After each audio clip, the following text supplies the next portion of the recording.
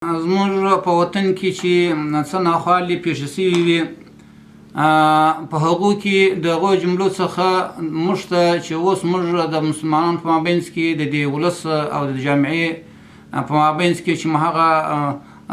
کومې دښمنۍ چې وي یا کومې بدبینۍ چې وي یا کومې په حساب په بل عبارت بدۍ چې وي هغه الحمدلله اوس په ډېر په دوستۍ سره اوښتې دي. د هغو جملو څخه صاحب درو اویا موضوعات موږ د جنایي جرمو او د قتلو ده چې په دې کې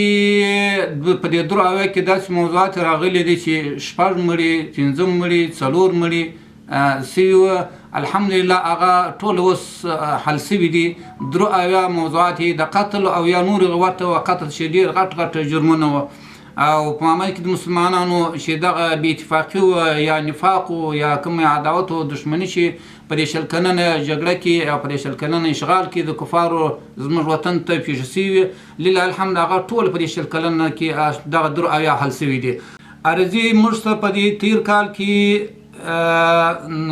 219 عرضي موږ ته راغلي دي.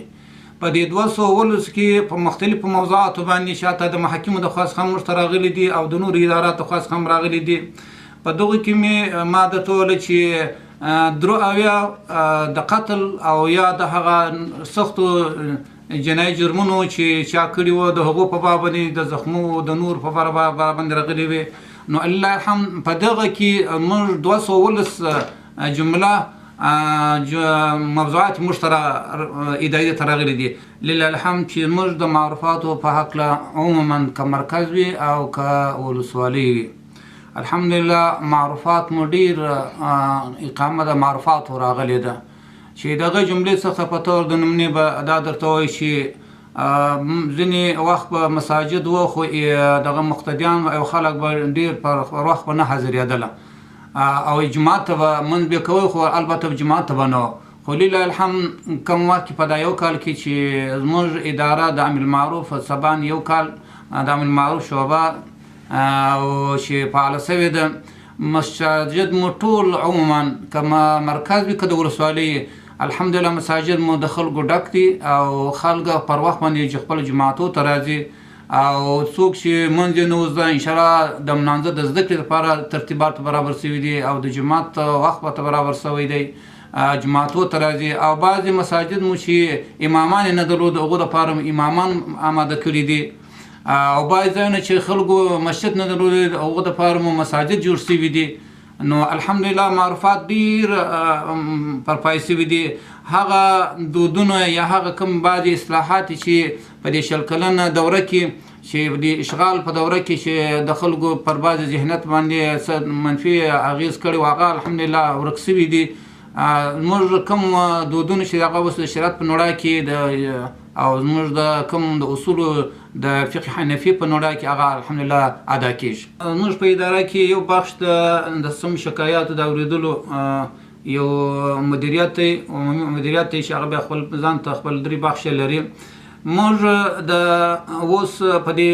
ولایت کې په د 10 ریاستو کې مو صندوقان د شکایاتو ایښي دي او په ولسوالۍ کې مو هم د ملګرو ته ویلي دي چې په د مساجدو کې او په عامو ځایو کې واچي کوم څوک چې شکایت لري هغه دې تر ولسوالۍ پورې راورسوي. ولسوالۍ به بیا هغه د ولسوالۍ امیر چې دی او هغه به بیا تر موږ پورې رارسوي او په مرکز کې مو د 10 ځایونه موږ تقریبا زیاته کم صندوقونه ایښي دي او ایږدو یې په دې لږ وخت کې مو صندوقونه آماده کړي دي. بعض ځای کې مو ایښي دي بعض ځای کې د ایږدو په دا لنډ ورځو کې جوړ سوي دي. نو د پاره دی د ولس دا دی که چېر هر څوک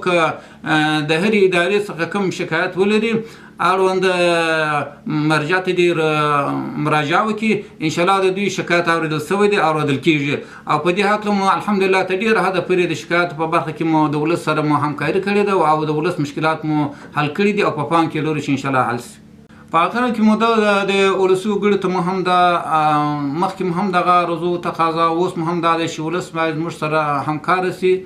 او موږ به د ولس سره همکاره سو. که چیرې په ولس کې خدای نخواسته یو منکر ولیده سي او د ولس مو دا تقاضا ده چې هغه موږ اداره که چې تعلق ته موږ ته ادارې په لري موږ اداره